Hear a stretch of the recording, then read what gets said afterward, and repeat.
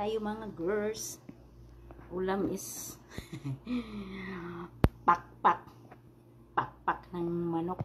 Lilipad na yata kami nito. Oh.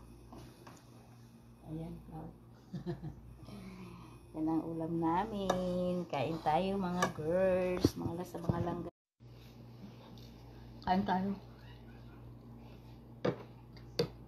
Ulam. Ano?